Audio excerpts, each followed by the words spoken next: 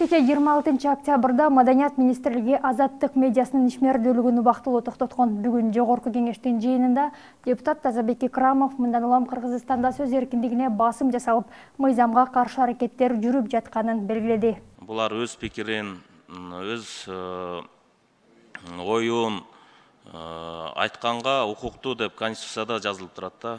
Бүгүнкү күнү эч кандай бир бийликке болбогон коркунуч болбогон нерсе менен 2 айга жапканы бул туура эмес деп айтат элем да. Алмаз Акунжанов ошондой эле жалпыга маалымдоо бүгүнкү күнү көптөгөн сайттарга, көптөгөн журналистика тараптарга басым болуп атат. Конституция менен иштебей атабыз. Конституцияга карама каршы келип атат. Ушул эле жыйында депутат Бакыт Тентишев Суусамыр өрөөнүнүн дыйкандары кайрылганын айтып, 2022 жылдын май айында дыйкандар насыяга алган өрөөндөр сапатсыз болуп, эч кандай сертификаты жок берилген. Ал эми өрөөндөргө алган насыя үчүн каражаттарды кайрадан Айыл банкка кайтарып берүүнү өтүнүшкөн, бирок жыйынтык чыккан эмес. Как вы знаете, фермеры Суусамырского района получили эти семена в виде кредита за 1 килограмм по 47 сомов. На 2 года по 4,5% и через Айлбанк. Но вы, как знаете, семена оказались некачественными. Фермеры понесли очень большие убытки. Там урожай вообще не получили они. И сейчас вот была создана рабочая группа, которая выявила, что при выгрузке семян из прибывших вагонов элитный сорт Вакуа не соответствует элитному сорту. То есть по чистоте семена были грязными. Депутат Эльвира Сурабалдиева бийликтин күчү коррупционерлерге эмес, журналисттерге гана жетерин айтты. Жыйында Бишкек мэриясы оңдой турган 20дан ашык көчөнүн атын санап, ага бөлүнгөн 900 миллион сом желип кеткенин белгиледи. Укук коргоо органдары коррупционерлерди кармабай, оппозицияга гана алы жетип жатканын сындады. 1 миллиард акыркы 5 жылда Бишкек асфальт сервистеги бюджеттен бөлүнгөн, республикалык бюджеттен бөлүнгөн каражат жээлип урдалып кеткен. Баш аягы жок. Укук коргоо органдары кустуризация процесси менен 75 миллионду бюджетке төлөтүшүп, 900 миллион каяка кеткен эч ким айта албайт. Кагазда бул көчөлөрдө ремонт жасалган, фактически ремонт 30 жылдан бери жасалган эмес. Бул кайдагы аферисттерди ким коргоп жатат, мен түшүнбөй жатам. Кат менен мэрияга жазсаң, пландалган, жасайбыз деп коет.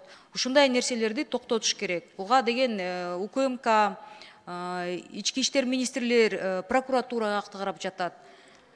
Анан масс медиа менен эле тиги оппозиционерлерди аркасынан ээрчип калабызбы, моундай коррупционерлерге биздин колдору жетпейби, мамлекеттин колу жетпей жатабы деген чоң суроо да. Жогорку кеңештин депутаты Марлен Маматалиев Борбордук телеканалга берген маегинде сөз эркиндигине карата өз оюн билдирип, Кыргызстанда бардык медиаларды жаап коюу мүмкүн эмес экендигин билдирди. Ошондой эле активисттердин айрымдары үй камагына чыгаруу керектигин кошумчалады. Жапсаң деле кайра башкача болот да. Мен ойлойм, албетте бунун эки жагы бар, палка двух концов деп койгондой эле. Бир жагынан ачык айкындыкты факт менен сүйлөп, бардыгын айтып, бирок ошол эле учурда атайын журналисттик изилдөөлөрдү жүргүзүп, реалдуу түрдө бетке айткан бул жакшы нерсе деп эсептейм да. Анан эми жаштарга деле көп мындай ошон үчүн жаш да. Кыргызда бекер айтып койдук го жаш депчи. Анча мынча мүмкүн катачылык кетирип аткандар бардыр. Бирок алардын бардыгын купе келтирип, бир алганына мен каршы болуп отурам да. Аларды мен айттым эле, ошол туура болсо аларды үй камагына жиберип койгула. Керек болсо айрымдарына мен кепилдик берейин. Президент Садыр Жапаров бүгүн 27 октябрда иш сапары менен Казакстандын Астана шаарына барды. Иш сапардын алкагында мамлекет башчы Борбор Азия Европа биримдиги лидерлеринин биринчи жолугушуусуна катышып, жогорку деңгээлдеги бир катар эки тараптуу жолугушууларды өткөрүүдө. Ал эми кечинде Садыр Жапаров Кыргыз Республикасынын Казакстандагы маданият күндөрүнүн ачылыш аземине катышат.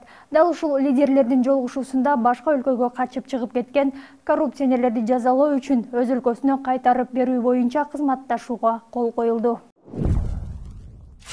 Нокен районунда арыктан колу буту байланган адамдын жансыз денеси табылды. Табылган сөөктү кароо учурунда денеде тактар байкалган. Нокен райондук ички иштер бөлүмү тарабынан жансыз денеге соттук, медициналык жана башка керектүү экспертизалар дайындалды.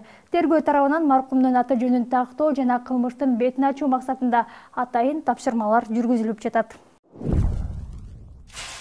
Сөз эркиндиги өлкөдө орчундуу маселелерге айланып жаткан учурда Супер ТВнын кабарчысын Бектурсун Жоробековду белгисиз адамдар тарабынан сабалганы маалым болду.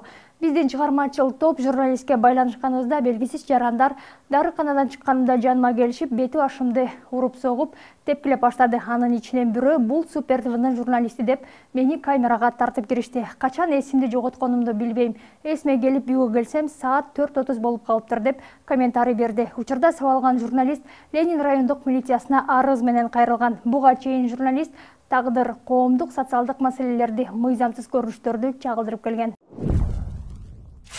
Ишкерден ири суммадагы акча каражатын опузалап талап кылган Баткен облусунун тургуну кармалды. 2022 жылдын октябрь айында милицияга Баткен облусунун тургуну арыз менен кайрылган. Анда май айынан ушул күнгө чейин бейтаныш жаран арыз ээсин шантаж жолу жана күч менен коркутуп 3 миллион сом акча каражатын опузалап талап кылып жатканын жазган.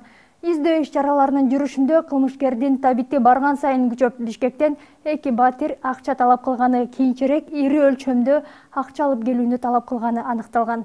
25 октябрда Ички иштер министрлигинин кызматкери 100 000 сом өлчөмүндөгү акча каражатын, ошондой эле жалпы баасы 200 000 АКШ долларын түзгөн 2 батирди алып жаткан жеринен шектүүнү кармашкан. Кармалган жаран Баткен облусунун 1974 жылы туулган тургуну, мурдагы каржы полициясынын кызматкери жана мурда бир нече жолу соттолгондугу аныкталды.